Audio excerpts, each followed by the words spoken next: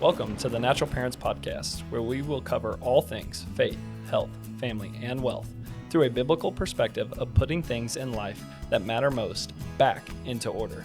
We're reminded in Matthew 6:33, where Jesus said, "But seek first the kingdom of God and all of his righteousness, and all of these things will be added unto you." Join us each week as we focus on what truly matters most in this life and passing those values on to the next generation. This is the Natural Parents Podcast with Ryan and Abbie Hewkin.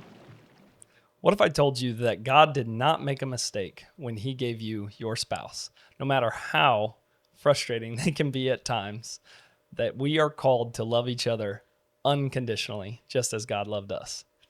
Abbie, is it easy to love me unconditionally all the time? It is. It's even easier if you do the dishes. Especially when I say I'm going to do the dishes, right? Yeah. I think in today's society, it's oftentimes difficult, or it's honestly easier to look at and focus on differences as flaws within one another. Well, he does it differently, or she doesn't do this that way, or doesn't love me this way. We've talked in the podcast before about different love languages and the way we feel loved and the way we show love, how different those things can be. And so I think it's easier for us to put our minds focus on those things as opposed to really focusing and sometimes trying and choosing the harder option in a day, which is to love each other. Like I said, unconditionally. I think that's the question. And some people might challenge that. Like, what do you think about that when I say the word unconditional? Is that easy? It is. I mean, there definitely has to be times that people can feel frustrated when maybe, especially like we've talked about love languages before. We've talked about spender versus saver. We've talked about all of those things. But, there's type A and type B people. And for the most part, opposites attract on all of that. And so just the same way, the way that you feel loved is one way and your spouse is another way. And so that can be challenging because you may not feel like you're loved unconditionally, but it's like you are. Sure. And I think that that's why we've talked about so much that those things are just so important to know about your spouse, so that you know that they love you. They just might not be always showing it in your way, even though knowing is the whole point, so that they can show it in that way. For sure. And I think the hardest maybe term, and maybe that's worth defining, but is like unconditional. And I don't know, maybe that's, again, worth breaking down, worth discussing. But when I say unconditional, it brings to mind, some of our friends, we had the honor to be able to go and witness their baptism last night. And it brought to mind the scripture in which God blesses Jesus. When Jesus comes out of the waters of baptism, he says, "Behold, my son, in whom I am well pleased." And a pastor I like to listen to, he said this one time where he said, the blessing came before the work, right? So God, like Jesus's public ministry had not started at all. He said, here's my son. I love him. I'm so pleased in him, right? And it's a showcase. I mean, the Bible is so much that a relationship between a heavenly father and an earthly son. And it just gives an example of what real love should look like, or the idea that God had for love when he thought of us. But, here he is blessing Jesus, right? Giving him the love that we all probably seek from each other and seek from our spouses sometimes. But Jesus hadn't done anything yet, quote unquote, for that blessing to come. And so sometimes I think when we're talking about marriage and I say the word unconditional, that's kind of what I'm talking about, is that I don't have any expectations of you, right? You talk about all the time, well, cleaning the house and making all the food, and you homeschool the kids and you do so many things. And I'm like, none of us expect that of you. Like, it's not an expectation from us, and you don't have to do those things to earn our love, right? Me and the kids to you. And so I think sometimes that's at least a point of contention, and then clarification is that when I talk about unconditional love, is that I'm saying I think we are called to love each other without a tie to an expectation. What do you think about that? Yeah. No, I think that is, I think you explained it really well. And, even whenever you tell me, it's like we are so wired for it to be conditional. You do this and you get this, and I think that that's just the way that our brains a lot of times are conditioned. Yeah. And so even though you guys don't love me just because your clothes are clean and your kids are educated. We're grateful for the clean clothes. And all of that. But like you love whenever you are looking for a certain pair of pants and they're clean. I tell Abbie all the time, I could probably just wear the same 2 pair of underwear on repeat because they're always clean and back in my drawer before it's ever a problem. And she's so on top of it. But I'm like, the difference, and we have a friend that calls her a Martha all the time because she's just busy, always getting stuff done. And my heart, for you and maybe some of you listeners out there, is that's a point of contention where you realize that, oh, my spouse is always trying to, whether they even psychologically realize it or not, it could just be this subconscious thing that I think sometimes I tell you, I'm like, I love you whether the laundry's done right now or not, right? So, I think it's a point where we see a lot of that, at least in frustrations in other people's marriages, come to the forefront too, because they're very real. That happens in ours all the time. Yeah, and so, just back to kind of how we're different and how everybody is going to be different. Maybe you're married to the opposite of you, whether that's type A and type B.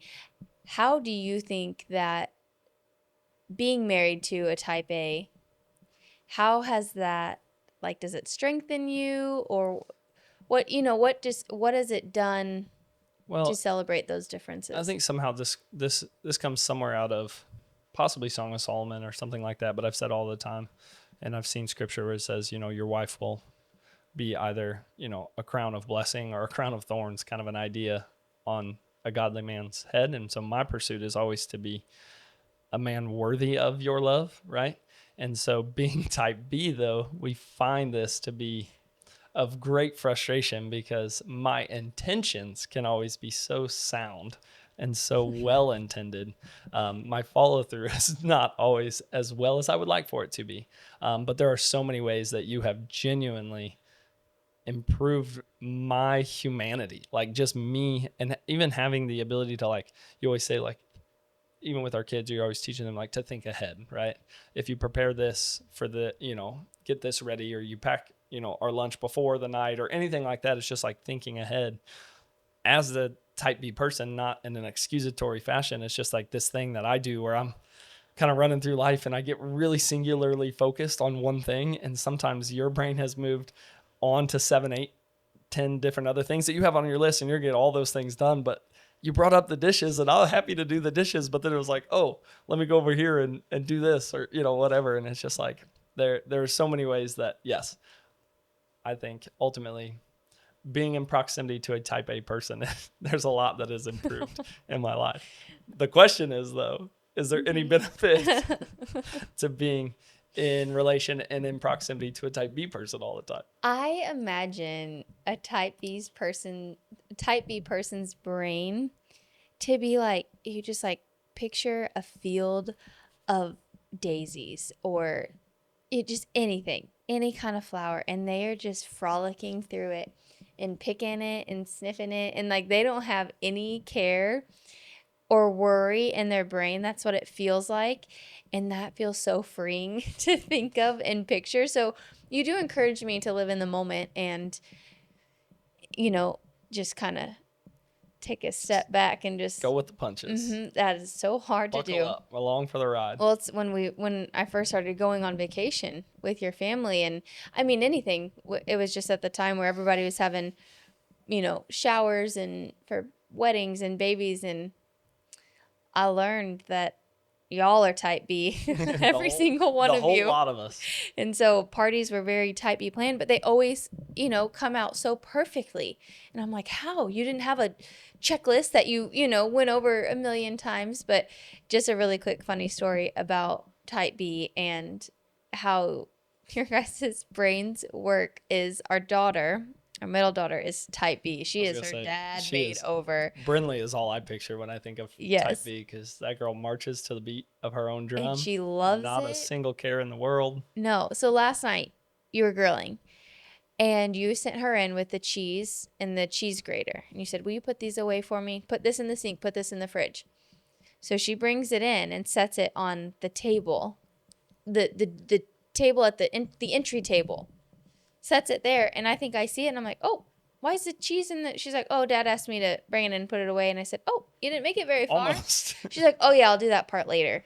And so it was just like, Later. oh, a type A is like, nope, let's finish the whole task Right. instead of having to remember it and go back to But it. I guarantee you, knowing that perspective or having perspective, insider, viewpoint, is that she came in, she was like going to take her shoes off, looked up, maybe her brother and sister were riding their scooters or something. Because we live in the basement. Yeah. So she's like over there and just left that behind. She never thought, I'm going to leave this behind. And this is a point for marriages. Whoever does this thing, they're not like, let me leave this behind because my type A wife or type A husband will just pick it up after me. Like, that is never a thought. It's just a matter of, we just moved on to the next thing. We were never inconsiderate or trying to be disrespectful or trying to be frustrating with anything that we do. It's just that sometimes our differences shine through in our daily actions. And I know that that is such a point of contention and frustration for everybody, but I have to say it for all the type B'ers out there. We are not leaving our socks on the floor in front of the hamper because we just think our wife will pick them up if we want, or husband, or whatever, whoever or however like that relationship magic. goes. It is. There's this magic thing. You put the socks in front of the hamper and they wind up washed clean and back in the drawer folded. So, no, I think, again, it's just a point of discussion and we're having fun with that. But my invitation to anybody that would be listening is just to have those conversations around our differences and figure out what are ways that we could champion this in one another and be grateful to God that, like I say all the time, he gave me you because there are so many things that would never get done if it were just up to me. I just, not excusatory or calling it for what it's not, but like this ADHD bounce around kind of brain of like, oh, shiny object, next thing, like Brinley setting down the cheese, or whatever. And it's just so funny how that can come through. But it's also the hard work of in the day-to-day grind sometimes that marriage can be, where we're deeply and passionately in love with this person. However, they do these things that really annoy me. Yeah. And so it's just, choosing to love them. And, you can talk about how, like, I don't know. I understand the point of like you can't fall in love because you can't fall out of love. I completely understand that, but I do think you fall in love. I do too. And you choose love, like you choose to love that person and see the good and focus on, all the good qualities. Hey guys, we want you to come hang out with us this summer at the Natural Parents Expo. It's going to be July 26th in Chesterfield, Missouri. Get your tickets at thenaturalparents.com.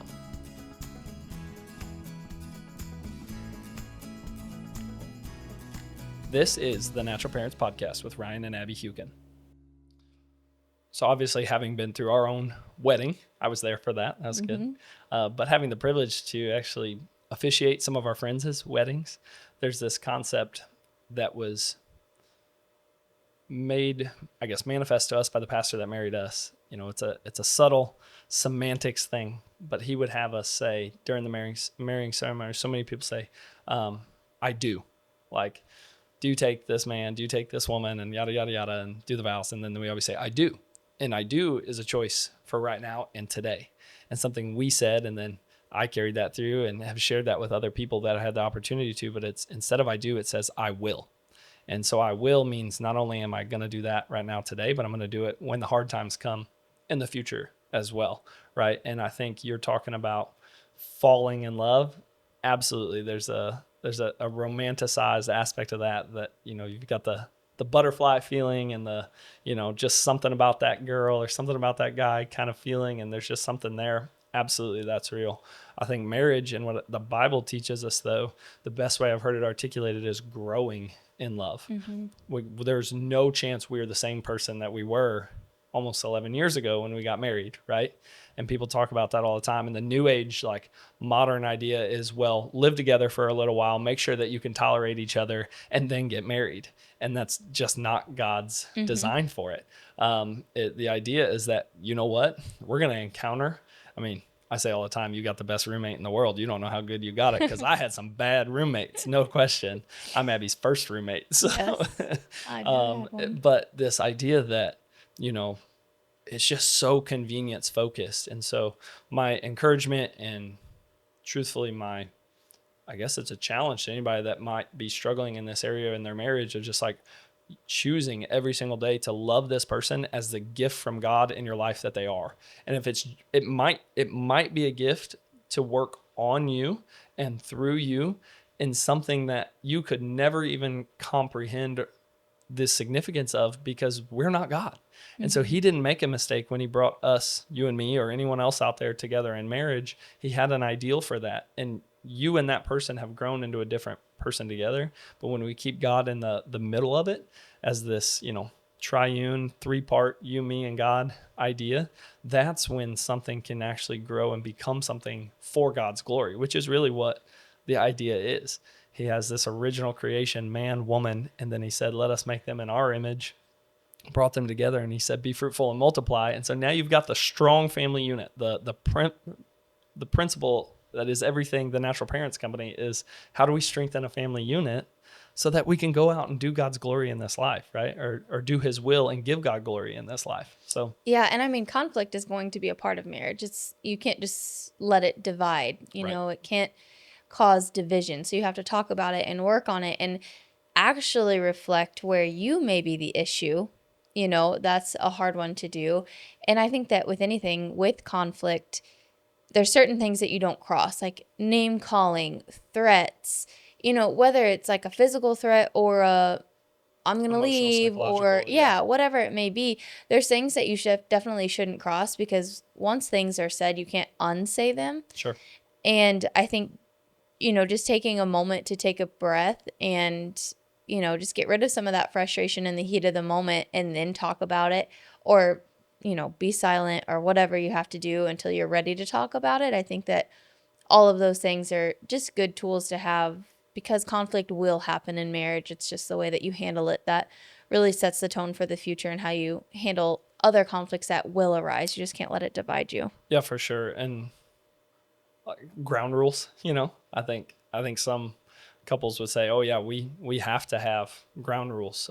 Some friends of ours shared that with us. It's like, we've got rules for fighting. It's like, there's no raising your voice or cussing, because that can be triggering for someone of past experiences, right? Life, generational things, parents, the way they were raised, all that stuff, right? And we model some of that. There can be no like you said, the threat or actually leaving. Like, you can't just walk out. That does something in me, because of past experiences, whatever the person might be speaking towards, but having the tough part of that is the conversation preemptively when things are good, right? Hey, next time when we fight, can we set some ground rules for fighting? That's a crazy concept, but I think that to me is an aspect of unconditional love that's forthcoming. We know, hey, we're going to have disagreements. We're going to have quote unquote fights about certain things in life. We're not going to see eye to eye. But at the end of the day, remembering that God did not make a mistake when he brought us together. And so we're going to choose unity. We're going to pray about this, and we're going to figure out, how do we come together in some sort of middle ground where God's doing a work in my heart, God's doing a work in your heart. How do we mold that together to where it's honoring to him in this marriage that he created?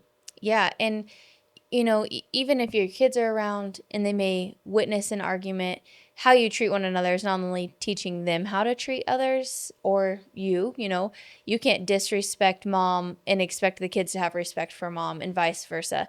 But also, if you have maybe a tiff or a, disagreement, whatever it is, in front of your kids, make sure that they also see you making up and, seeing the resolution, because just seeing one part of it is not going to, They're going to make assumptions. it's not going to, do well for them in the future, in their future relationships, or even with each other. And I think they need to see reconciliation yeah, as well.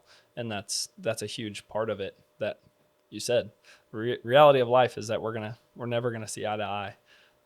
You and I, we've talked about this. It's like, man, there's only been, fortunately, a handful of things that we've just been on totally polar opposite sides of things. But through the hardest thing, I think, is actually prayer of that, and then prayer together, because I think prayer is so vulnerable for us to do. Like, we feel this there's a degree of intimacy, which is a weird word to use, but a degree of intimacy with God that's like, well, that's just my private life, right? Mm-hmm. I'm going to open that up and speak out loud this prayer with someone who you wouldn't, but could judge me, for my ability to pray or not pray or say the right words, right? And these are just things that happen, I think, in people's brains, or at least what I've heard from other people. And so to open yourself up to that level of vulnerability, to be in witness of someone praying to God about, hey, God, change my heart in this if it's wrong, that's really, really hard. And so, again, we use the term unconditional, but I think there are some ground rules we can lay that set the tone for us to love each other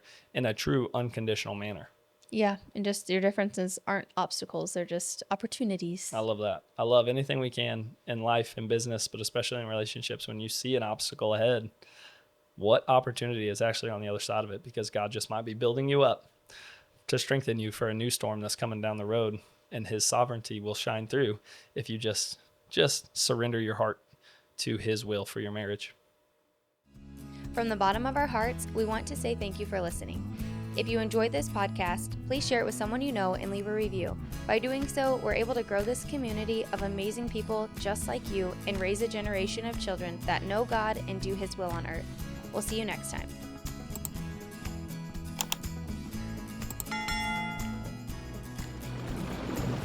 This is the Natural Parents Podcast with Ryan and Abbie Hewkin.